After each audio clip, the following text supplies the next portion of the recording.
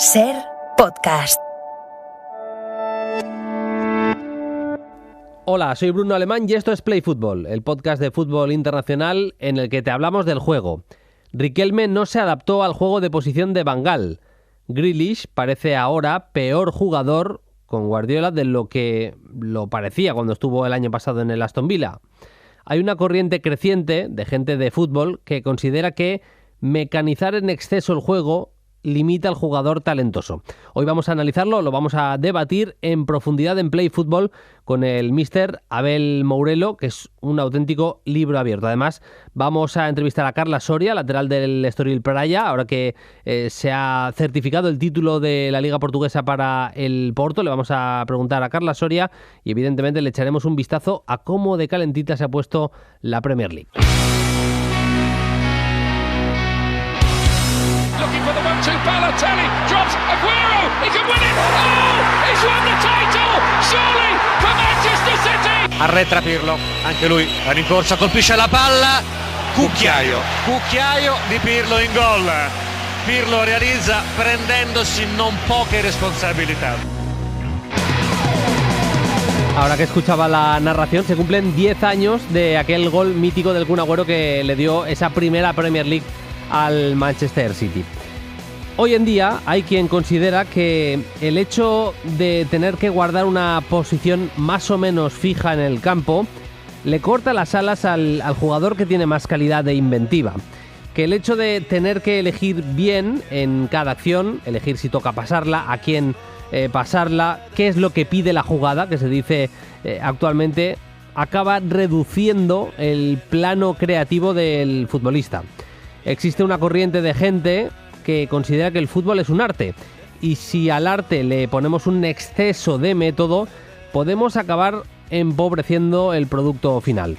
Si un pintor talentoso pinta un cuadro de un paisaje justo con los parámetros que le ha enseñado su maestro, le va a quedar seguro un buen cuadro, pero es posible que a esa obra le falte algo de expresividad, que le falte transmitir lo que el autor siente en ese momento exacto. Ya sé que el fútbol no es un cuadro, pero es verdad que tiene bastante de sensaciones de lo que el jugador siente en el campo y lo que nos hace sentir a los actores pasivos de este tinglado. Este es Pablito Aimar, el gran payaso Aimar, hace unos meses hablando con la gente de Be Magistral.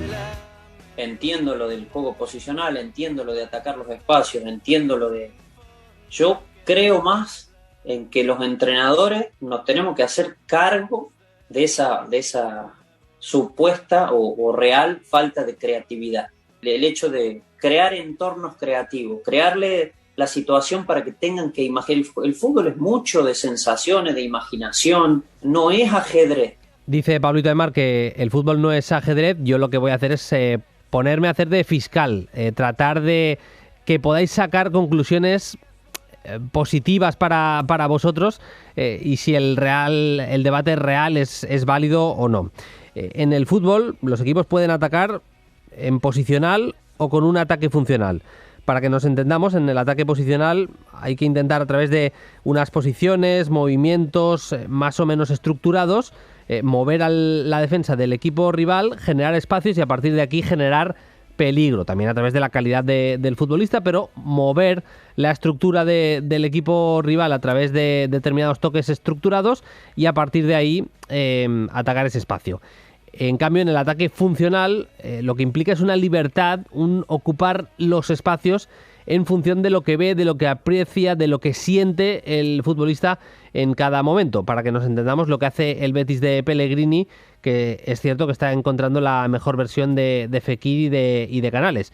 En cambio, Kevin De Bruyne, para la gente que piensa justo lo contrario, ha encontrado su mejor versión con el juego posicional de Pep Guardiola. Hoy vamos a charlar con Abel Mourelo, que además de entrenador es docente en Be Magistral y es un conversador formidable sobre fútbol. Si el juego de posición puede acabar poniendo en algún caso grilletes al talento.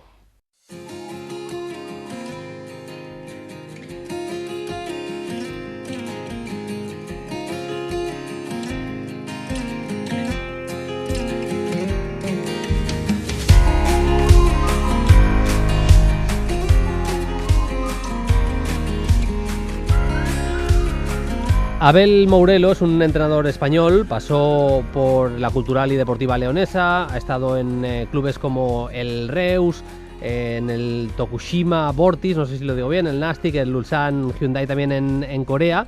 Estuvo con Hong Myung-bo entrenando en el club coreano y ahora lo tenemos por aquí, por España. ¿Qué tal, Abel? Muy buenas. Hola, buenas tardes. A ver, que te he subido el micro que no toca. Lo vamos a hacer bien. Hola, Abel, ¿qué tal? Muy buenas. Ahora sí, ahora perfecto. Te he puesto ya la primera trampa al empezar. Primero de todo, gracias por venir al estudio, porque habíamos hablado muchas veces, me habías dejado notas de audio con temas tácticos que habíamos tratado, pero nunca nos habíamos visto en persona, así que un placer recibirte aquí. Me habían hablado muy bien de ti, además gente que admiro, con la que me llevo muy bien, amigos / conocidos, Marc Mayola, Rubén de la Barrera, bueno, gente a la que tengo en muy buena estima y la verdad es que acertaron de pleno, porque siempre hablar contigo de fútbol es un gustazo, que lo sepas. Nada, las gracias, los agradecimientos son por mi parte. Primero, agradecido a que pienses que puedo aportaros algo a ti y a los oyentes del programa.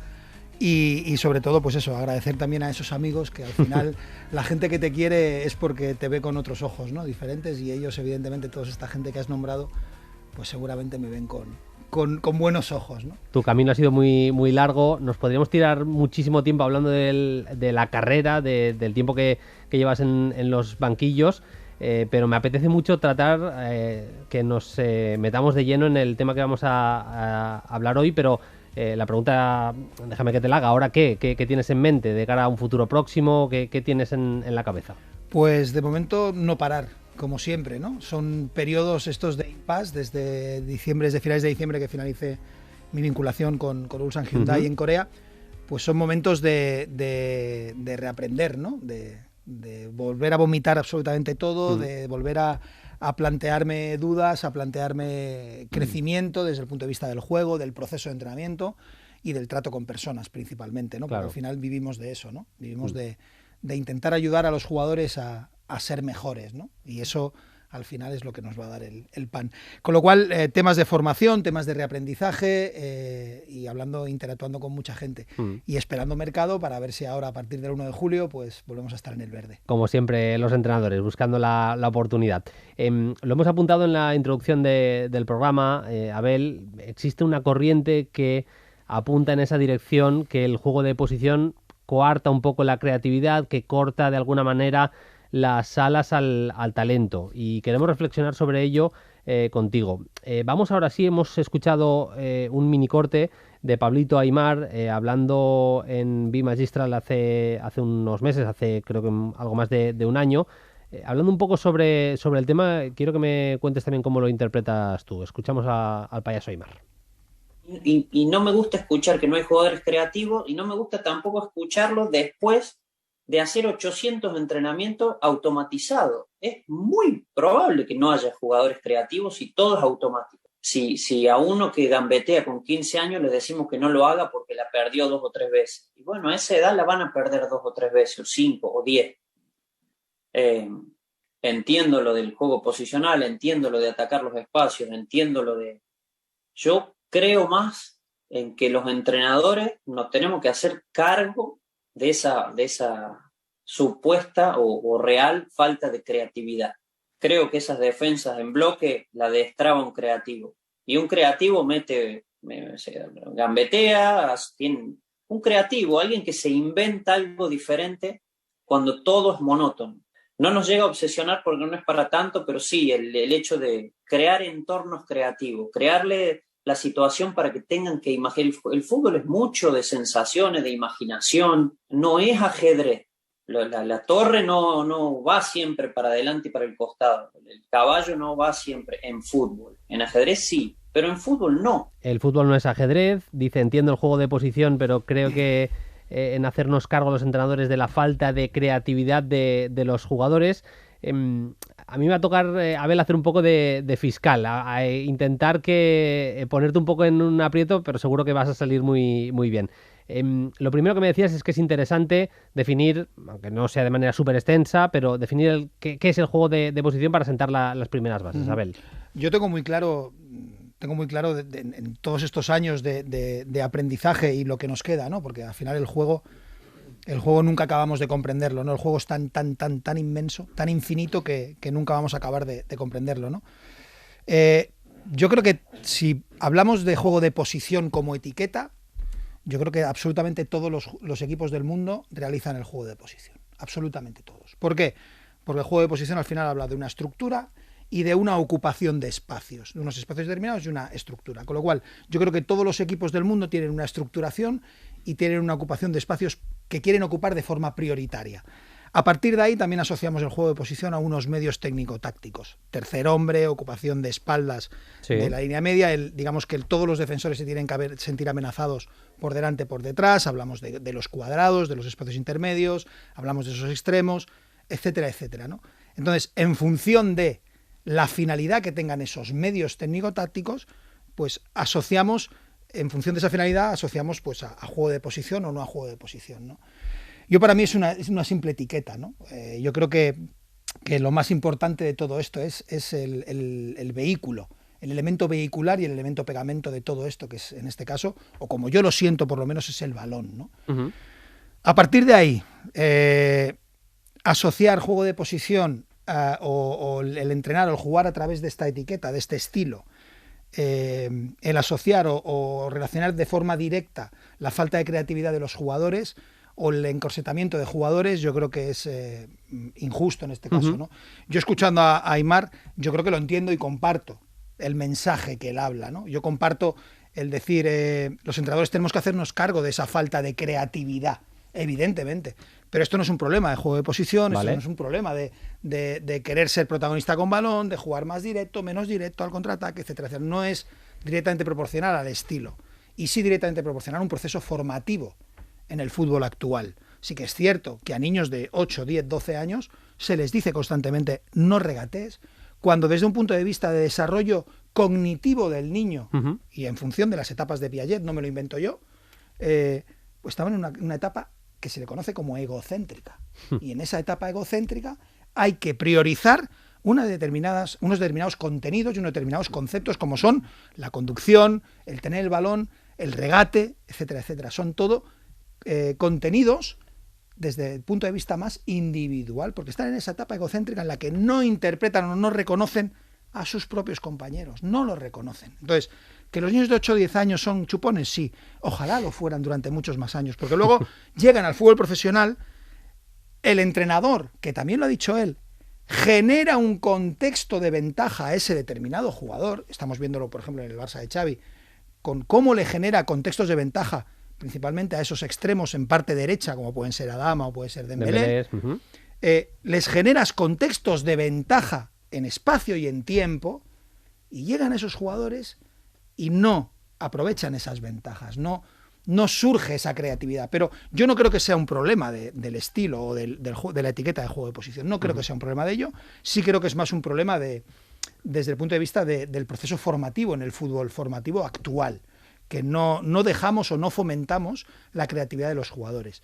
Cuando llegamos al fútbol profesional, dos cosas. Una, tenemos que escuchar a nuestros jugadores, tenemos que saber qué tipo de jugadores, tenemos que saber con quiénes trabajamos, para a partir de ahí, en función de las características que tienen nuestros jugadores, y ahí entra nuestra capacidad, generar contextos para explotar todas las posibilidades que nos da el juego a partir de los quiénes, a partir de quiénes somos nosotros, de qué posibilidades tenemos nosotros. A partir de ahí, la capacidad del entrenador es ver las potencialidades que puede tener un jugador, que es todo aquello que el jugador no expresa en el juego, pero una de dos, o porque no sabe, o porque no es capaz de hacerlo, o no sabe que es capaz de hacerlo. Pero nosotros sí que tenemos la visión o la capacidad de intuir que ese jugador es capaz de hacer más cosas. Con lo cual nosotros tenemos que impactar desde el punto de vista del proceso, estimular esas determinadas potencialidades para que el jugador sea capaz de expresarlas, ¿no? Luego hablaba también Aimar del cómo, digamos, atacar esos bloques bajos, esos equipos compactos, esos equipos que te defienden hundidos, aplastados, sin espacios, ¿no? Y que decía que la manera era la creatividad. Bien, si es que no está reñido, yo estoy con él. Yo quiero los jugadores más creativos posibles para atacar esos tipos de defensa, pero además también los quiero en unos espacios determinados. Y los quiero para que ellos reciban, después de unas, digamos, secuencias anteriores para que cuando les llegue el balón a ellos tengan realmente esa ventaja espacio-temporal para que ellos puedan, digamos, expresar toda esa creatividad, Mira, con lo cual no está reñido. Me hablabas de espacios, o sea, de jugadores creativos, pero en espacios concretos. Me va perfecto para escuchar al siguiente protagonista, el siguiente corte de voz que tenemos preparado, que es Juan Román Riquelme, en una entrevista en Argentina, explicando cómo fue el día de su presentación en el Barça y las semanas posteriores. Sobre todo me interesa que nos quedemos con el tema de la posición, que habla Riquelme de la posición que le pedía Louis van Gaal. El entrenador me dice, tengo que hablar con usted, vamos al vestuario. Llegó al vestuario y una mesa más grande que esta, el doble, lleno de videojuegos. Estos videos son usted, me dice. Me dice, usted es el mejor jugador del mundo cuando tiene la pelota, cuando no tiene la pelota jugamos con uno menos. Entonces, yo lo miré, ¿no? Recién le había dado la mano. Y entonces ahí me dice... Vos venís a ser campeón con Boca, todo. Sí, entonces ahí me dice, mire, lo trajo el presidente, porque allá habían hecho una encuesta. Después de ganar Madrid habían hecho una encuesta y bueno, y la gente quería que llegara a Barcelona. Y... La frase fue, ve todos estos videos. Claro. Usted es el mejor jugador del mundo cuando tiene la pelota. Sí. Pero cuando pierde la pelota jugamos con uno menos. Me dice. Entonces yo no dije nada.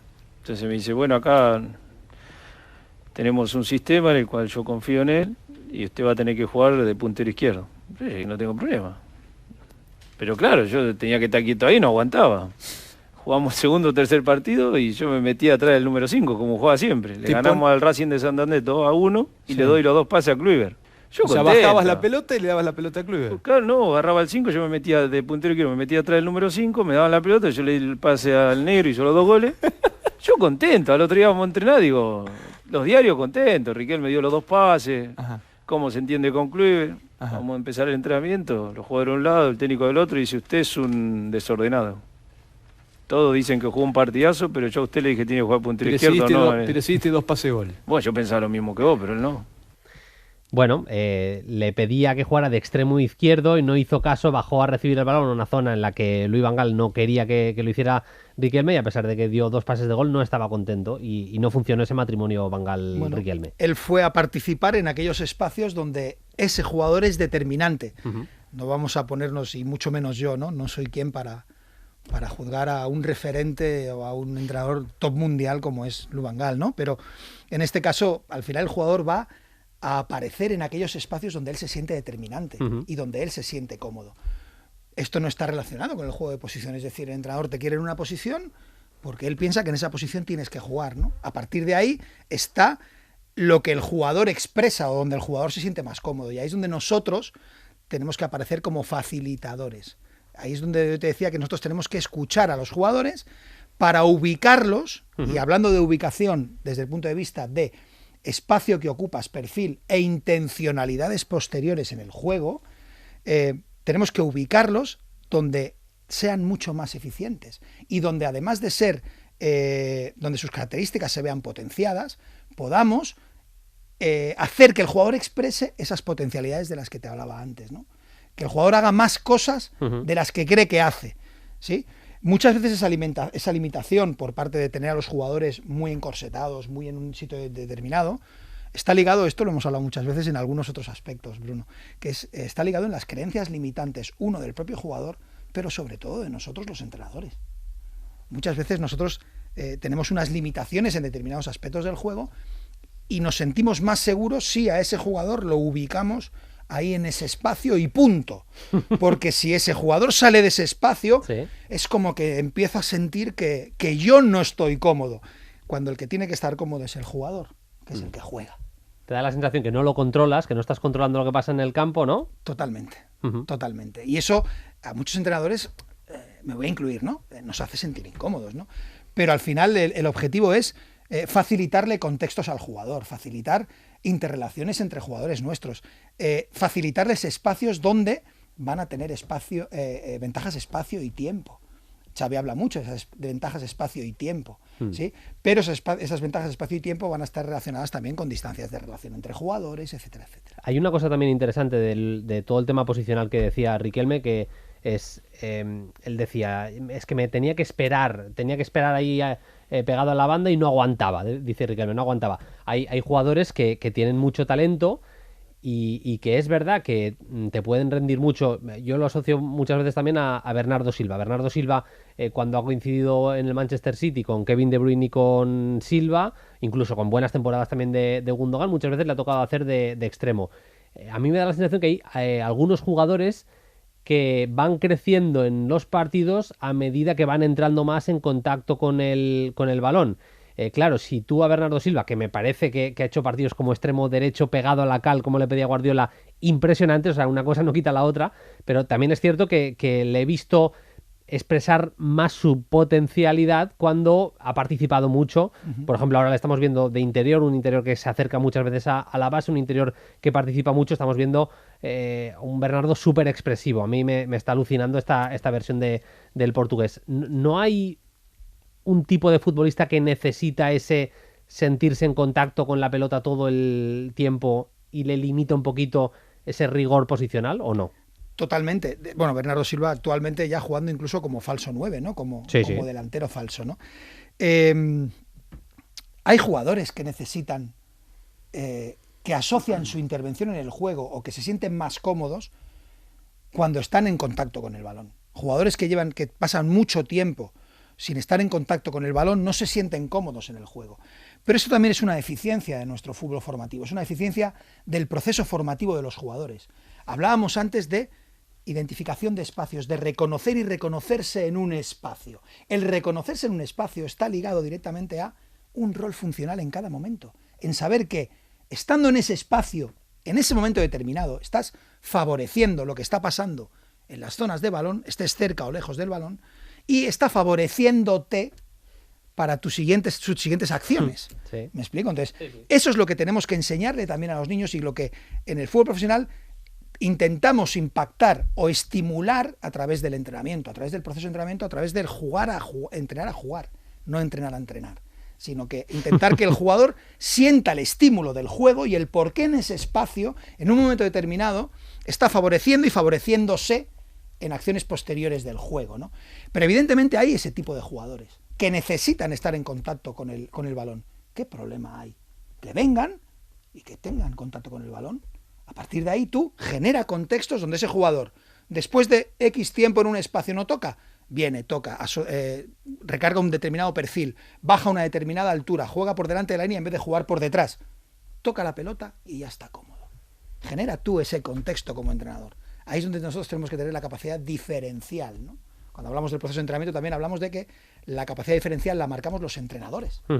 Una tarea ejecutada por ti, por mí, por Xavi o por Ancelotti, la misma tarea va a tener un impacto diferente en los jugadores, porque el impacto va a venir determinado por la diferencia de calidad o de nivel de esa tarea, además de evidentemente por los jugadores que la ejecutan, va a venir determinada por la, primero, capacidad observacional de lo que está pasando por parte nuestra del entrenador y nuestra capacidad de verbalizar o de impactar a través del mensaje en lo que está pasando. Ahí es donde impactamos de forma individual dentro de lo que es el juego colectivo.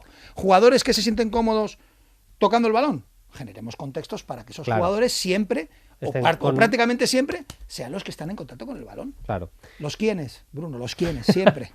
Es muy interesante. Es verdad también que el intentar mecanizar el juego ofensivo, que al final el juego de posición tiene algo, al menos algo de eso.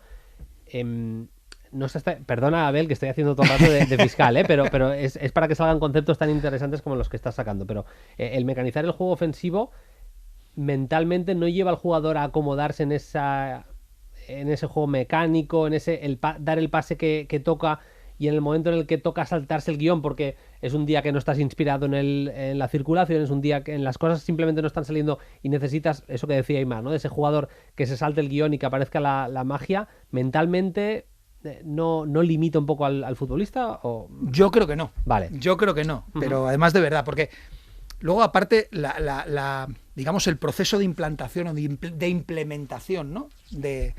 El proceso no de construcción, porque la construcción siempre tiene un inicio y un final, sí el proceso de conformación, de decir, estamos continuamente construyendo y conformando, en este caso el ataque, aunque asociamos el juego de posición al momento con balón, pero también podríamos asociar el juego de posición al momento sin balón, al momento de jugar, porque al final estamos jugando, atacando, defendiendo, estamos jugando 11, ¿vale?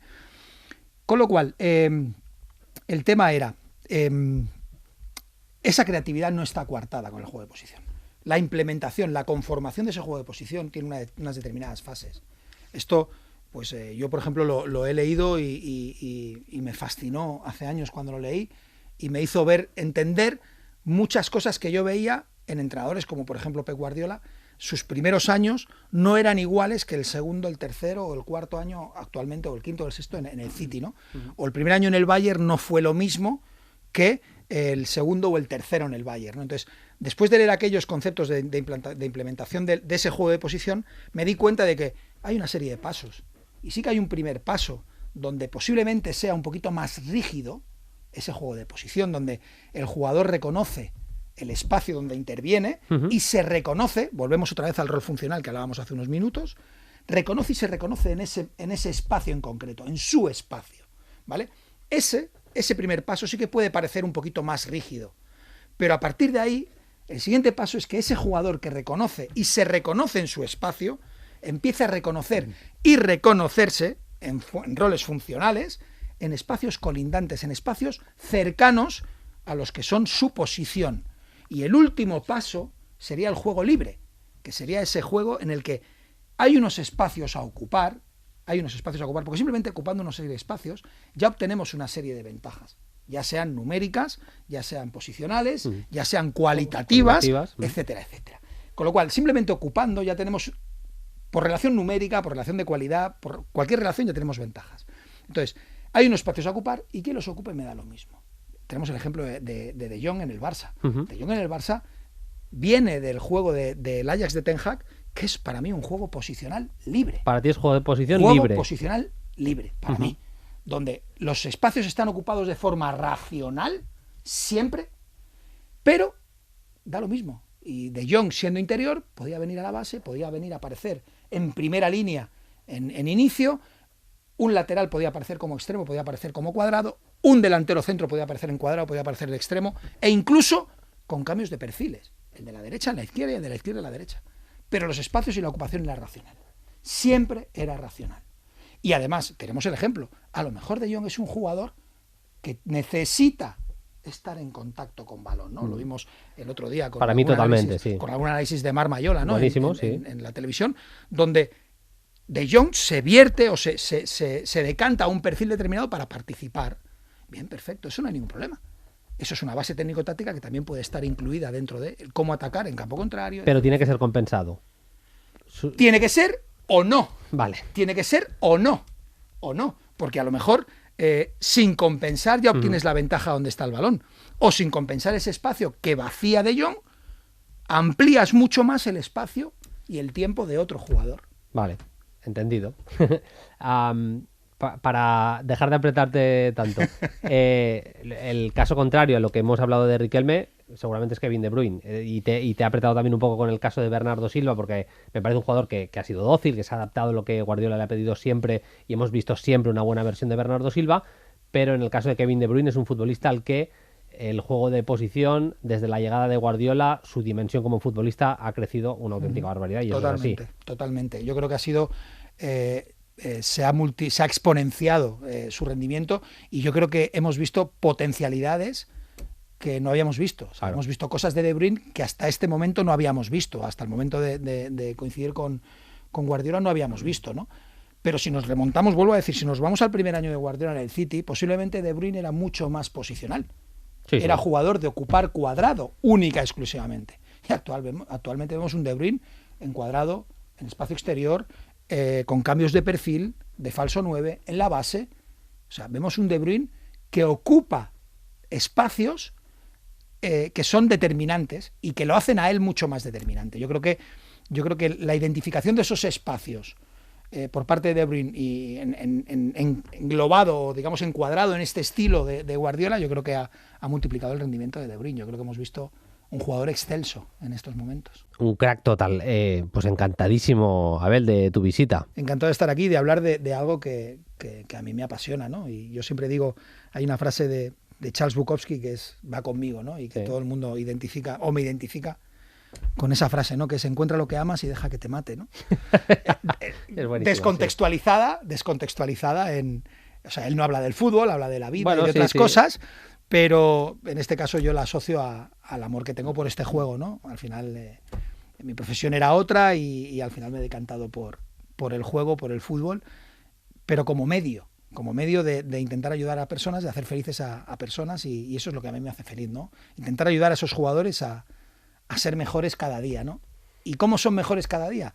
Si juegan al fútbol en contacto con el elemento diferenciador que es la pelota, ¿no? Entonces, encuentra lo que amas y deja que te mate siempre, con lo cual, a tu disposición para lo que quieras. Qué guay ese concepto para cerrar. Abel, suerte en el futuro, gracias por pasarte por el estudio de Play Fútbol y hasta la próxima. Un abrazo y gracias. Un abrazo a ti. Vamos con lo mejor de lo que ha ocurrido este fin de semana. Play Fútbol. Vamos ya al tramo de actualidad. Hemos tenido un fin de semana frenético en las principales ligas en Europa. No pudo pasar del empate el Liverpool contra el Tottenham. En cambio, ayer ganaba el Manchester City, goleaba al Newcastle por 5-0. También ese empate del Tottenham lo aprovechaba el Arsenal para ganarle al Leeds por 2-1 y encarar su clasificación de cara a la próxima edición de la Champions. Hemos tenido también victoria goleada del Leipzig por 4-0 contra el Augsburgo. Por cierto, 2 goles más de Nkunku, que absoluta pasada la temporada del futbolista ya internacional absoluto francés. Y en Italia, a pesar de que golpeaba primero el Inter este fin de semana, ganando el viernes, remontando además su partido el Inter, no sin sufrimiento, pero acabó sumando los 3 puntos, metía la presión al Milan. El Milan empezaba perdiendo ayer contra el Verona, pero acabó remontando con goles de Tonali, un par de goles de Tonali, y al final Florenzi marcó el definitivo 1-3. Vamos a repasarlo todo con las 3 preguntas para Paquillo. Ya me escucha Paquillo Mariscal. ¿Qué tal, Paquillo? Muy buenas. Muy buena, Bruno, ¿qué tal todo? Además me parece que con bastantes cosas nuevas de New Look, ¿eh? Un poco Taxi Driver, el nuevo look puede ser del nuevo corte de pelo, ¿o no? Sí, un poco Travis Bickle, efectivamente, pero bueno, aquí que estamos hablando de fútbol, bueno, como Hansi, que en su primer año en Nápoles, ¿no? Muy bien, sí. Qué suerte tenéis los que podéis hacer todo tipo de peinados. Y bueno, y algo más en tu piel, ¿no? Algún dibujito más, ¿no? De esos que te molan a ti. Sí, no he llegado al punto de hacerme ninguna bomba en el cuello como Brozovic. Vale. Ni creo, pero sí, tengo hecho alguna cosita más, sí. Ahora que voy a cumplir 35 años, Bruno, y quiero pues sentirme como si tuviese 20. Qué drama, cumplir 35 años. Bueno, hay preguntas muy interesantes de los oyentes de esta semana.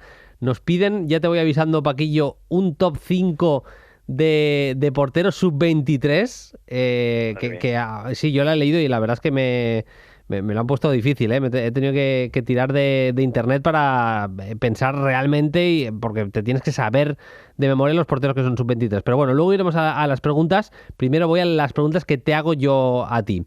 Y empezamos por Dries Mertens, del Shiro, como le llaman allí en Nápoles, que está firmando un gran final de temporada. La pregunta es, si en este tramo final de temporada de Mertens se habría clasificado para la Champions el Nápoles, Paquillo. Muy buena pregunta. Yo creo que este tramo final de temporada está siendo cosa de Dries Mertens y Irving Lozano. Creo que ambos son los que están tirando un poco más del carro en un Nápoles que creo que todos estamos de acuerdo, Bruno, en que pegó un ligero bajón hace cosa de un mes y medio, y ya no solamente el resultado, sino que, bueno, pues que se apagó un poco el fuego arriba. Insigne no estaba bien, Oxygen, a pesar de tirar del carro, tampoco ha tenido una regularidad brutal, más allá de que sabemos que ha estado también tocado por las lesiones, pero yo creo que Dries Mertens, que es suplentísimo desde inicio de temporada, ha sido revulsivo, y en la institución allí, creo que ha demostrado, a pesar de sus 35 tacos también, que estaba para que Spalletti hubiese contado mucho más con él, y vamos a ver si continúa en San Paolo, que eso es otra. Sí, Mertens había jugado a muy buen nivel actuando de falso 9. En el partido del sábado lo utilizó más bien jugando en la media punta, en un 4-2-3-1. Realmente, si quieres juntarle a Mertens con Osimhen, a mí sí que me parece que es la mejor posición, entre otras cosas porque permites que juegue también Insigne. Y también es cierto que la referencia de un delantero centro por delante a Mertens le genera espacio en la frontal y Mertens desde esa zona, ya no solo por el regate, sino por la calidad que tiene para llegar un poco por sorpresa, el disparo que tiene también desde la frontal. Ahí me parece un futbolista muy, muy dañino y estoy contigo, que lo normal, a ver, el Nápoles es que ya no tiene opciones de ir mucho más hacia arriba y sobre todo no tiene opciones de quedar fuera de la Champions. Pero sí que es verdad que ha sido importante y que de cara a dibujar algo interesante para el año que viene, yo me lo imagino con este Nápoles de Spalletti jugando en la media punta en ese 4-2-3-1. Sí, también hay que tener en cuenta que bueno, que se marcha Insigne, que se abre espacio en la posición predilecta, digamos, de Mertens, donde la rompió en el Eredivisie y donde lo fichó el Napoli, siempre ha sido en esa posición de extremo izquierdo. Es verdad que luego Sarri nos redescubrió ese rol de falso 9, recuerdo cuando se marchó Higuaín, vendieron a Higuaín y llegó Milik y se lesionó Milik y tuvo que hacer encaje de bolillos y bueno, ya la temporadón que hizo Mertens jugando como falsa referencia fue espectacular. Y es verdad que bueno, que yo estoy también de acuerdo en que con el paso de la madurez, de la edad, de ahorrarle tanto esfuerzo, de bajar al apoyo, de tener que descargar tanto, jugar en esa media punta o que ha ido a un costado cuando salga Insigne el curso que viene, con Oxigén, si continúa el punta o con otro punta similar, creo que puede ser un hábitat bastante interesante para el belga, que yo creo, y te lo digo a ti, Bruno, aquí, que creo que siempre ha estado un pelín infravalorado a pesar de esos años tan buenos con Sarri. Creo que no se le ha dado tanto valor y fíjate que se están planteando si renovarlo, ¿no? Sí, claro, respecto a lo que decías de la banda izquierda, hay que decir que tiene 35 años, Sí. y rinde a buen nivel, es verdad, pero claro, pensar en darle la banda a él toda la temporada, un futbolista de 35 años que tenga que hacer los esfuerzos defensivos, a ver, a mí con Mario Rui me parece una pareja más que interesante, pero al mismo tiempo se me hace un poco cuesta arriba lo de pensar que pueda ser titular teniendo que subir y bajar más o menos en la banda, más allá de que Insigne tampoco era ni mucho menos un especialista defensivo. Vamos con la segunda pregunta para Paquillo. Leverkusen acaba de certificar su clasificación para la próxima edición de la Champions. ¿Qué le podemos pedir a la versión 2.0, al segundo año de Seoane en el Leverkusen? Paquillo, ¿hasta dónde se le puede exigir? Yo creo que bueno, teniendo en cuenta lo que es la Bundesliga, evidentemente que quede entre los 4 primeros, creo que es un proyecto interesante. No sé si un poquito a medio más largo plazo ser ese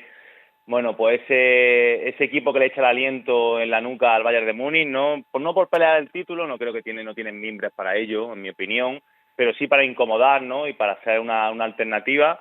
Y sobre todo, bueno, hay que a ver qué plantilla se queda, ¿no? Yo creo que este Leverkusen de Seoane ha despertado la llamada de muchos futbolistas que han hecho muy buena temporada. Tú ya me has hablado aquí más de una vez de Diaby, que me parece un jugador muy interesante, que encajaría en muchísimos contextos. Patrick Schick lleva desde la pasada Eurocopa, lleva un año natural rompiéndola. Y caso de jugadores que han encajado muy bien, fichajes como el de Andrich, un jugador de perfil más medio, pero que ha sustituido muy bien a Aránguiz cuando no ha estado o ha jugado con él, o Hincapié, que yo creo que ha sido un jugador muy importante en la defensa en una zaga que sabemos que yo creo que desde la época de Roger Smith está teniendo muchísimos problemas. Así que yo creo que es un equipo que hay que pedirle un pasito más, pero tampoco hay que ser un poco cauto a las que plantilla tienen.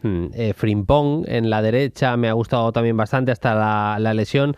La lesión de Florian Wirtz yo creo que también ha sido muy importante y el equipo ha sobrevivido a la lesión de su futbolista más talentoso. Me parece que es muy, muy importante y sí que creo, sinceramente, no voy a decir que ha tocado techo, pero claro, es que ya tiene jugadores que están llamando la atención de poder fichar por otro equipo incluso mejor, o sea que la sensación es que la plantilla podría ir a peor, aunque también es verdad que es un arma un poco de doble filo lo que ha pasado con Wirtz, porque era el típico jugador que pintaba que se iba a ir este verano, en cambio con el tema de la lesión igual lo aguantas al menos una temporada más, Paquillo. Sí, claro, yo creo que va a seguir, ¿no? Yo creo que Florian Wirtz va a seguir porque si no hablo de memoria, fue ligamento cruzado y más creo que hasta septiembre, octubre, noviembre por ahí no estaría. Sí, se habló de eso, que a finales de año porque se ponía en peligro el Mundial, digamos, con Alemania. Es verdad que es un arma de doble filo también el hecho de pensar que si se los desmantelan, ¿qué pueden fichar? porque hay gente muy joven que ya se habla de que Palacios, por ejemplo, que no es titularísimo, sí va a salir, gente de banquillo que siempre le ha dado mucho rédito como Alario también, he leído la prensa alemana que tiene pinta de que va a salir. Al final tiene un equipo titular muy bueno, es verdad, compro lo que dice Bruno de que han sobrevivido muy bien a la baja de Florian Wirtz, que era el epicentro ofensivo, con el fichaje de Azmoun, que tampoco tiene mucho protagonismo, pero sí es verdad que Paulinho ya habían tirado un poco más en el último tercio, pero se queda un poco corto en cuanto a competir ya en Champions, al menos competir y estar en Bundesliga arriba, la diferencia que hay entre titulares y suplentes, ¿no? Sí, sí. Veremos qué es lo que pasa. A mí es una plantilla que me mola, pero insisto, que no sé si ha tocado techo, que en condiciones normales lo que podría ocurrir es que pierda incluso algo de calidad o se quede más o menos como esté la plantilla de Leverkusen y bueno, Leipzig y Dortmund pues mucho no van a empeorar, cambiarán cosas, tendrán que reubicarse, si pierden a sus estrellas, si se van en Nkunku y Haaland pues tendrán que hacer cosas nuevas. Pero lo cierto es que mucho más tampoco se le puede pedir que entrar a la Champions, yo creo ahora mismo, a un proyecto como el del Leverkusen. En fase de grupos de la Champions, pues evidentemente ahí a pelearlo. Teníamos alguna... No, que son de Premier y de Liga Italiana. No. Vamos a ir con el tercer tema de la semana, que es el Liverpool-Tottenham. Vamos a hablar de ese partido. No sé si has escuchado las declaraciones de Jürgen Klopp en el postpartido. Decía que no le gustaba, que no le gusta el estilo, que no le gustó el planteamiento, en este caso, de Antonio Conte. ¿Crees que el planteamiento de el Tottenham más reactivo, más defensivo de lo que es habitual en Antonio Conte fue el mejor posible, el que mejor resultado habría dado al Tottenham visto el partido ya? Yo pienso que sí. Yo entiendo también a Jürgen Klopp porque Conte no es tan conservador. Es verdad que la situación del Tottenham tiene que sobrevivir y luchar hasta el último momento para intentar clasificarse para esa Champions que, bueno, que se está escapando porque el Arsenal también ha ganado.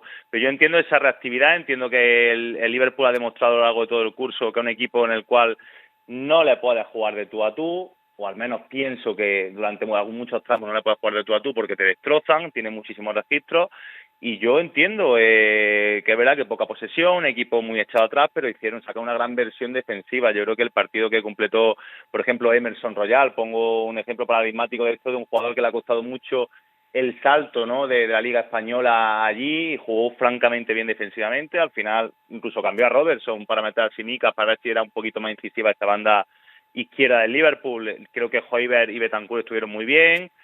Es lógico y entendible, Bruno. Yo también, a ver, Jürgen Klopp, ¿qué va a decir, no? Cuando ve que se le está escapando con los dedos el título de Premier.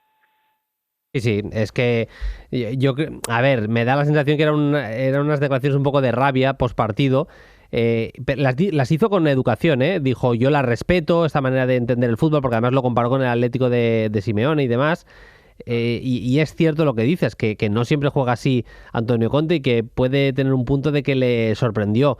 Dicho lo cual, a mí la versión contragolpeadora del Tottenham, ya no solo ahora con Conte, en los últimos años incluso, te diría que con Pochettino, que apostaba un poquito más por tener el balón, ya me parecía que contra equipos grandes era especialmente dañina esa versión, y bueno, es que hacen de las suyas siempre Kane y Son, y ahora se ha sumado Kulusevski cuando plantean partidos de ese tipo. Hay que recordar que le han ganado al Manchester City los dos partidos, si no me equivoco, este año, uno con Nuno y el segundo ya con Antonio Conte, y le han rascado este empate y estuvieron ganando bastantes minutos al Liverpool, ¿eh?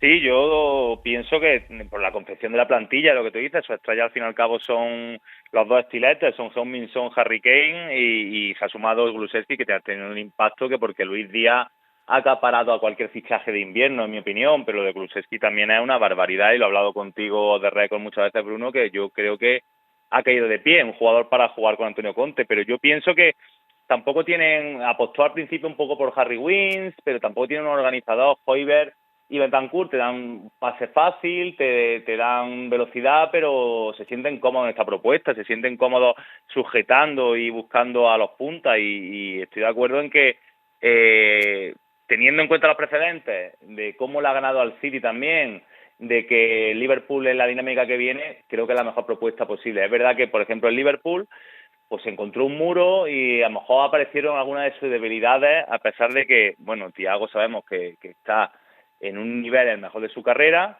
pero hay veces que el ataque posicional, cuando te encuentras equipos muy serios defensivamente, pues se le sigue atragantando cuando no salen esos últimos gestos. Sí, sí. Te leía y estoy de acuerdo que hemos descubierto un gran, no sé si decir falso 9, porque al final no es el típico jugador que baja al centro del campo, que se relaciona muchísimo con sus compañeros, pero no es tampoco el 9 de características de rematador de área que tenemos en mente. Es un poco un híbrido entre esas dos cosas y esa grandísima irrupción de Luis Díaz en banda izquierda, con Salah instaladísimo en la banda derecha, nos ha permitido descubrir a un Sané que de 9, vamos a decirlo así, pues nos está encantando. Y te leía y estoy totalmente de acuerdo, Paquillo. Sí, yo creo que porque cuando llegó Diego Jota y desapareció de la ecuación Firmino, creo que todo tiene, Bruno, creo que todo es un efecto dominó, ¿no? Firmino era el organizador del equipo, con Thiago Alcántara ya no se necesita tanto ese Firmino que baja a recibir, al final entra Diego Jota, pero con Diego Jota alternaba un poquito con Mané, entre banda izquierda y falso 9, pero con Luis Díaz, este curso, creo que es una gran reconversión de Jürgen Klopp, que pone la medallita de cómo ha adaptado y cómo tiene que trabajar evidentemente los entrenamientos para que Mané se sienta tan cómodo. Me parece que sobre todo yo destaco su juego de espalda, un jugador que no es especialmente alto, que es verdad que tiene un tren inferior potente, que sabemos que está muy musculado, que es poderoso físicamente, pero se gira muy bien, tiene esos conceptos de delantero que yo no se los conocía y que se siente cómodo también en el choque. Me parece un nuevo rol que a la larga, sea en el Liverpool, sea donde sea, puede desarrollar su carrera y con mucha garantía. Es que se gira muy bien, tiene esa manera de ser vertical, que, o sea, puede descargar con un toque dejando a un centrocampista que venga de cara y él rápidamente girándose, buscar un desmarque agresivo que haga daño realmente y dejar que se quede solo ante la portería rival. Pasó también en los partidos de Champions. A mí es una versión que me está molando bastante, la de Sadio Mané de 9. Vamos con preguntas de los oyentes, va. Hablamos de Sandro Tonali en Twitter. Víctor Maltrana nos decía: os iba a pedir opinión sobre Tonali y Leao esta temporada. Creo que junto con Mañán son los grandes baluartes del Milan con un nivel mucho mayor del esperado. Por decir nombres, a mí la pareja Kalulu, Tomori me parece que se han asentado muy bien. Creo que los laterales hay que mencionarlos, a los laterales del Milan, con versiones además diferentes. Sí. Calabria con esa versión más de generador, de creador de juego, haciéndose eco de ese centrocampista que fue en sus inicios, ahora ya como lateral derecho, instalado como titular casi indiscutible ahí, y en la izquierda Teo Hernández, que es un auténtico cuchillo en esa banda y que además me parece que está mejorando defensivamente. Pero sí, Rafael Leao es que está imparable directamente. Tonali además con una jerarquía, con una capacidad de mando en el centro del campo que me está molando mucho, y Mañán también para ser su temporada de debut en la portería brutal. Tú que has seguido mucho la Europa League, Paquillo nos preguntaba @LemerLeblanc, dice: ¿creéis que Tavernier pinta fichaje por algún equipo Premier este verano? Saludos y enhorabuena por el pedazo de trabajo que estáis haciendo con el podcast. Una píldora deliciosa que disfruto todas las semanas. Muchas gracias. Pues gracias a ti, Kevin F.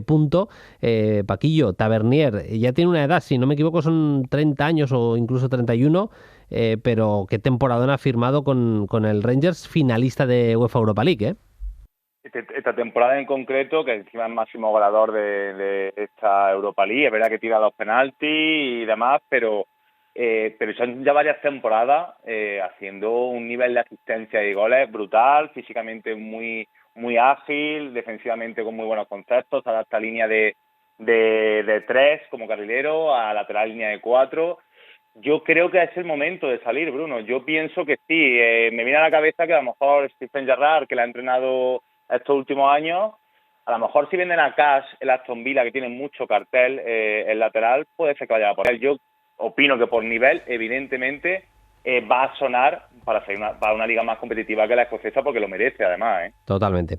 Y teníamos otra pregunta, en este caso en el iVoox. David32 dice: buenos días, top 5 de porteros sub-23 hoy en día, gracias y excelente programa. No sé si podríamos abrir el hashtag preguntas cabronas, porque más que otra cosa acaban siendo eso, pero lo primero que hay que decir, Paquillo, es que no hay tantísimos porteros con 23 años o menos que sean titulares hoy en día, ¿eh? Sí, señor. O sea, para que la gente claro, para que la gente se haga una idea, gente como Unai Simón se queda fuera, el propio Mañán, que si no me equivoco tiene unos 26, una cosa así, también se queda fuera. No es tan fácil hacer una lista de 5, pero bueno, a mí me han salido 5 nombres chulos. No sé si quieres, empieza tú y yo completo, porque me parece que teníamos algunos coincidentes, Paquillo. Sí, mira, yo al final tengo 5, he encontrado, porque me estaba costando mucho, tenía 4, pero al final tengo 5, te digo, mira, tengo a Meslier, el portero del Leeds United, que bueno, que evidentemente creo que ha salvado bastantes cosas a pesar de la mala temporada del Leeds. Sí. A Lafont, reciente campeón de la Copa con el Nantes. Tengo a Donnarumma, por supuesto, que parece que llevamos viéndolo tantísimos años, pero sigue siendo sub-23. Correcto. Tengo a Diogo Costa, reciente campeón de Liga con el Porto, que bueno, que sabemos que Marquezine es titularísimo, se lesionó al final del jovencísimo portero, ha hecho muy buen año, en mi opinión. Y luego he encontrado a última hora repasando, reconozco que también he tenido que repasar y tirar de internet y varias cosas, porque es verdad que es que no lo hay titulares, a Svilar, al mítico, es verdad, Benfica, que jugó mucho, después bajó de nuevo al Benfica B, pero hasta la irrupción de Vlahomidos parecía la nueva irrupción en la portería del Benfica. Lo que pasa que bueno, que se la ha pasado por la derecha Vlahomidos y sigue ahí en segundo plano, pero todavía es joven y creo que puede ser un portero que apunte más en el futuro. Yo, por citar algún nombre que no has dicho, a ver, he hecho un poco de trampa porque Ramsdale tiene 23, no sé si entraría o no, pero Ramsdale, porterazo del Arsenal, para mí, de hecho, igual es el mejor de los que hemos dicho detrás de Donnarumma, por ahí con Donnarumma, que es verdad que está haciendo un año un poquito raro, el meta italiano ahora en el Paris Saint-Germain. Y bueno, no yéndonos demasiado lejos, la temporada, tú que lo estás viviendo más o menos de cerca, Paquillo, de Luis Maximiano también, el portero, son 22 años solo, el portero portugués del Granada, que para mí está firmando una muy buena temporada a pesar de el rendimiento en global de su equipo, ¿eh? Sí, señor, sinceramente, la pregunta no había metido a la Liga Española. Pensaba que hablaba de las ligas de fuera y no he caído en lo mismo. Vamos, creo que, no sé si al nivel de Ramsdale, pero la portería de Granada ha encontrado un portero que estamos todos de acuerdo en que este verano va a salir de ahí, porque tiene oferta con esa edad y el nivel que ha demostrado. Mira, es muy buena temporada y muy buen portero, y la verdad que es muy difícil. Pregunta yo, antes de que cerremos, Bruno, sí, el hashtag de preguntas cabrona, lo puedes decir. Cabrona, hay que patentarlo y que dejen más el Twitter, porque al menos nos hacen retorcer un poquito el cerebro, que viene muy bien. Ahí está. Paquillo, la semana que viene más. Muchas gracias, un abrazo. Un abrazo, Bruno, chao, chao. Se definió el título en Portugal, todavía no ha acabado la Liga Portuguesa, pero ya tenemos campeón, vuelve a ser el Porto, el equipo de Sergio Conceição. Digo vuelve a ser porque lo fue hace 2 años, el año pasado se coló el Sporting Club de Portugal entre ese dominio, parece histórico, de las últimas décadas, tanto de Benfica como de Porto, y este año hemos visto otra vez al conjunto de Conceição ganar el título. Nos vamos hasta Portugal, nos vamos hasta Estoril para saludar a Carlas Soria. Habíamos hablado ya con él el año pasado cuando estaban liderando la segunda categoría en Portugal, y este año está debutando Carlas Soria, el lateral del Estoril, en la primera liga, en la liga de mayor nivel de Portugal. Hola Carlas, ¿qué tal? Muy buenas. ¿Qué tal, Bruno? Un placer. Igualmente, además debutando, no sé si decir a lo grande, pero para un recién ascendido. Es verdad que la racha en las últimas semanas no era la mejor, pero habéis vuelto a ganar este fin de semana y el equipo está 7º clasificado. Lo de llegar a Europa igual queda un poquito lejos ya por cómo se ha puesto toda la situación, pero vamos, de los que no sois ni el Porto, ni el Benfica, ni el Sporting de Portugal, ni el Braga, que está firmando una temporada temporada impresionante, pues estáis ahí bastante cerca en un grupito de gente que puede mirar la temporada con los deberes ya hechos a estas alturas, vaya. Creo que lo has explicado, no hay mejor manera de explicarlo. Sí que es verdad que al final, si nos cogen antes de empezar la temporada y nos dicen que estaríamos en esta posición a día de hoy, lo firmábamos todos con los ojos cerrados. Al final, sí que cuando empieza una temporada y se va desarrollando, pues vas adaptándote a lo que hay. Sí que es verdad que al final hicimos una primera vuelta espectacular y nosotros mismos nos lo creíamos, hicimos 25 puntos, incluso había fases que estábamos en cuarto lugar por encima de Braga, y al final el día a día te va marcando un poco el camino que vas siguiendo y a veces te nubla el objetivo principal, que nosotros sabíamos que era la salvación. Y al final cuando te ves ahí arriba, pues te ves con opciones y a lo mejor te hace confundir un poco el camino a seguir. Y sí que es verdad que cogimos una mala racha que nos ha hecho al final descolgarnos un poco de la parte de arriba, pero que al final ha sido una temporada también para nosotros histórica. Al final hemos conseguido, a falta de 4 o 5 jornadas, ya teníamos la salvación garantida, y al final era el objetivo claro. Y sí que es verdad que te quedas con esa espinita de qué podría haber pasado con una o dos victorias más, pero bueno, al final no nos podemos quejar y ha sido un disfrute brutal también. Seguro. En tu año de debut en la primera categoría en Portugal, ¿qué tal te has sentido? Hay atacantes de tan buen nivel y los equipos portugueses, de hecho, este año han competido bastante bien en Europa, y futbolistas del nivel, pues eso, de los Darwin Núñez, Rafa Silva, Taremi, hay atacantes del nivel de Horta también, el del Braga, Pote, del Sporting Club de Portugal. Al final hay mucho jugador con mucho talento. Como defensa que ha tenido que sufrirles, por decirlo así, ¿qué tal te has manejado? Como tú has bien dicho, en Primera de Portugal hay muchísimo nivel. Es una liga un poco escondida que me parece muy extraño que al estar tan cerca de España no tiene esa visión a nivel de visión de la liga como tal. Sí, al final pues cuesta de ver partidos, cuesta de ver jugadores. Al final sí que es verdad que también se ve el nivel cuando los equipos que están en Europa pues van avanzando rondas, y ya te digo, Benfica ganó al Barça, Oporto ha ido pasando rondas, Braga ha estado hasta el final en Europa, y al final vas viendo que el nivel aquí en Portugal es más alto de lo que la gente se cree. Y a lo que tú te refieres a nivel de delanteros y extremos es donde está el salto de calidad en esta liga. Yo recuerdo que para finales de diciembre me tocó experimentar un jugador que ahora mismo está en la élite del top mundial, que es Luis Díaz, que al final a esa escala te das cuenta de que ese jugador pues está hecho para ser si no está en el top 5, pues poco le falta para estar entre los mejores del mundo. Ves que es un jugador diferencial y que son jugadores que resuelven partidos, que quieras o no cuesta mucho de encontrar estos jugadores, y aquí en Portugal hay varios jugadores de esos. Lo pasaste regular, ¿no? El día que te tocó marcar a Luis Díaz. Hay noches que sigo yendo a dormir y sigo viendo a Luis Díaz en alguna jugada que otra. Sí que es verdad que al final, ya te digo, es un jugador, ese día nos cambió el partido en 20 minutos, él solo cambió el partido. Es un jugador que es una intensidad, es un querer, es una agresividad, es un jugador latinoamericano que lo lleva en la sangre, que al final es esa pasión por el fútbol que, por mucho que esté jugando en la calle o por mucho que esté jugando en alta competición, él da el máximo, y al final eso es lo que le da que esté siempre con una intensidad que supera a cualquier rival. ¿Se vuelve a llevar la Liga al Porto? ¿Te parece justo ganador? ¿Te parece un campeonato en el que se ha hecho justicia, por decirlo así?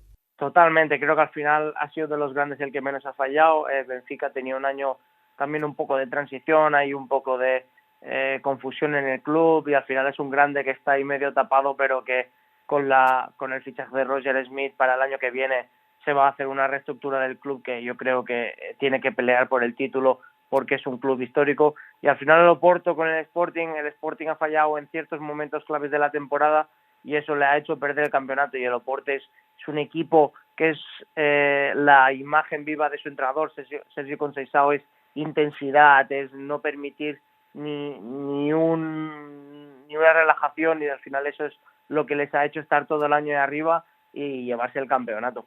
En los próximos días hablaremos de algún jugador en concreto de este Porto en el programa, le daremos algo de bola, pero te quería preguntar también por algún futbolista de la Liga que parece que ha fichado el Atlético de Madrid. Estoy hablando de Samuel Lino, extremo que está, bueno, es brasileño, tiene 22 años, puede jugar de extremo, delantero centro, generalmente le vemos más precisamente en la banda izquierda. No sé si te ha tocado marcarle. El futbolista lleva 12 goles y 5 asistencias este año en Liga Portuguesa y parece que lo tendría firmado el Atlético de Madrid. Correcto, es un jugador que comenzó el año muy fuerte, haciendo goles, haciendo asistencias. Sí que durante la temporada ha ido un poco de más a menos, pero sí que es verdad que es un jugador donde se le ven dotes de que puede ser un gran jugador, de que al final son jugadores que se atreven a todo, que te deciden partidos, que cogen el balón, y son extremos que cada vez se están perdiendo. Son esos típicos extremos que cuando reciben el balón, su primer control ya es el típico control agresivo para encarar la defensa. Ahora muchos jugadores quieren el balón al pie, el primer regate quieren volver a regatear al lateral, y al final ese es un jugador que es muy directo, coge el balón y va hacia adelante, una conducción muy limpia, hacia adentro, hacia afuera, y al final ya te digo, ha tenido muy buenas estadísticas, y Gil Vicente ha hecho un año que hoy se han clasificado para Europa y han hecho un año para estar ahí arriba, y eso ha ayudado mucho a que el jugador, tanto en lo individual como en lo colectivo, ha podido destacar muchísimo este año. En el tramo final de la temporada, insisto, estáis séptimos con 39 puntos. Ya nos da para pillar a Gil Vicente, tampoco está la cosa ya con 12 puntos más que el que descendería, el primero que descendería para sufrir. ¿Qué os marcáis? Os queda un partido, si no me equivoco, precisamente contra el Porto, ¿no? Correcto, al final ya te digo, es seguir sumando. Al final también es una experiencia para muchos de nosotros, y tenemos que recordar que nosotros también defendemos a un escudo, un club, y al final también es el orgullo nuestro, que está bien que ellos hagan la fiesta y tal, pero nosotros queremos también hacernos ver, y que al final es un partido donde mucha gente también estará con los ojos puestos, y quién sabe, es un día para disfrutar, pero eso no quita que nosotros vamos a ir a por el partido y acabar el año de la mejor manera posible. También porque no sé si esto al final acaba de ser verdad o no, pero estamos también pendientes de los equipos rusos y ucranianos, cómo acabará lo del tema de la exclusión y tal, claro, que a qué plazas acaban dando, a qué países, y se estaba comentando que a lo mejor incluso una séptima plaza podía dar entrada aquí en Portugal, pero ya te digo, aparte de eso, nosotros es acabar el año lo mejor posible y dar una imagen de que al final sí que es verdad que hemos acabado un poco más regular la temporada, pero que al final eso no quita casi un año de ensueño. La cantidad de talentos que han salido de la Liga Portuguesa pues está fuera de toda duda, jueguen, sigan allá o no. Pues han militado en la Liga Portuguesa en los últimos años futbolistas del nivel, decíamos, Luis Díaz, Diogo Jota, Rafael Leao, que se está saliendo en la Liga italiana, Renato Sánchez, hay muchísimos, y se acaba de proclamar el Benfica, que decías que el club no está muy bien, pues evidentemente no está bien, pero se acaban de proclamar campeones de la Youth League. La producción de talento sigue en Portugal a un nivel brutal, ¿eh?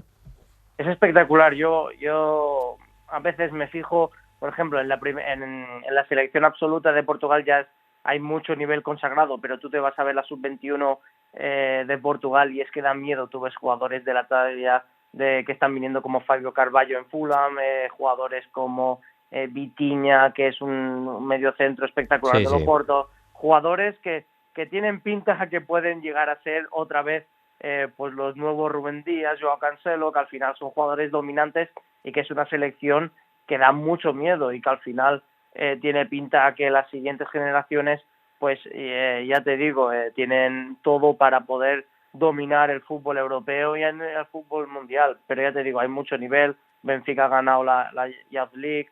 En los últimos años los equipos portugueses en competiciones europeas de la Youth League también están llegando a fases finales, y aquí el talento sí que es verdad que, por pequeño que sea el país en comparación a otros, saca un rendimiento a los jugadores y al fútbol base que es espectacular. Carlas, 25 años, primera temporada en tu caso de debut en Liga Portuguesa. ¿Para el futuro qué? Ya con esta cierro.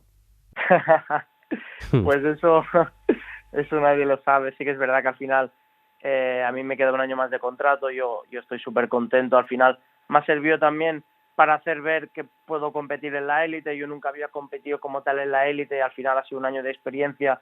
He jugado más de 20 partidos en primera división, jugando contra Benfica, Porto, Sporting. Nunca tendría pensado que me pasaría esto, pero sí que es verdad que al final yo no me cierro a nada. Al final, una vez, y es lo que digo, una vez sales de casa, estás abierto a que pueda venir cualquier cosa, y al final uno le gusta poder seguir creciendo y no ponerse límites, porque al final trabajamos para esto, trabajamos para seguir creciendo, y al final pues veo que estoy preparado para cualquier cosa que pueda venir, pero siempre con los pies en el suelo y con la realidad que al final estoy aquí y lo que tenga que ser será. Carlas, como te dije ya hace un año cuando charlamos, un gustazo charlar de fútbol contigo, en este caso para charlar del campeonato en Portugal. Suerte de cara al futuro y nada, que te agradecemos que hayas estado en Play Fútbol. Un abrazo y hasta la próxima. Nada, Bruno, el placer ha sido mío y muchas gracias. Ha habido un tema importante del que no os hemos hablado cuando hacíamos el repaso a lo mejor del fin de semana, y hace referencia a Alemania, donde se producía el ascenso del Schalke 04. Nos vamos a ir escuchando ese sonido de la semana, pero antes os recordamos que podéis escuchar Play Fútbol en la plataforma que os dé la gana. Evidentemente estamos en Ser Podcast, pero podéis elegir porque estamos también en Apple Podcast, estamos en Spotify, en iVoox, en Google Podcast, incluso estamos en YouTube. Y bueno, si notamos vuestro calor, pues mucho mejor. Si le dais like a los episodios, si nos seguís o suscribís, dependiendo de la plataforma en la que nos escuchéis, pues para nosotros mucho mejor. El Schalke 04, uno de los protagonistas del fin de semana, jugaba contra el San Pauli. Si ganaba, ascendía a la Bundesliga, regresaba, mejor dicho, a la Bundesliga un año después, y este era el recibimiento del Veltins Arena, del estadio de Gelsenkirchen, a su equipo, al Schalke, antes de la proeza de remontar al San Pauli.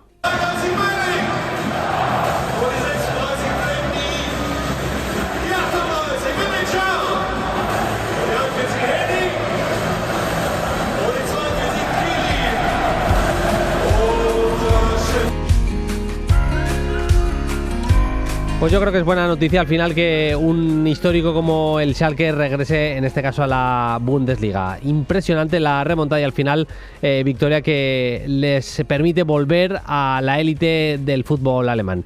Nosotros nos vamos, volveremos el lunes que viene. Hasta entonces, sed felices, adiós.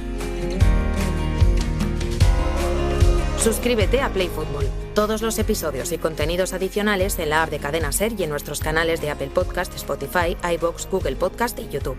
Disponible los lunes a las 10 de la mañana. Cadena Ser. La radio.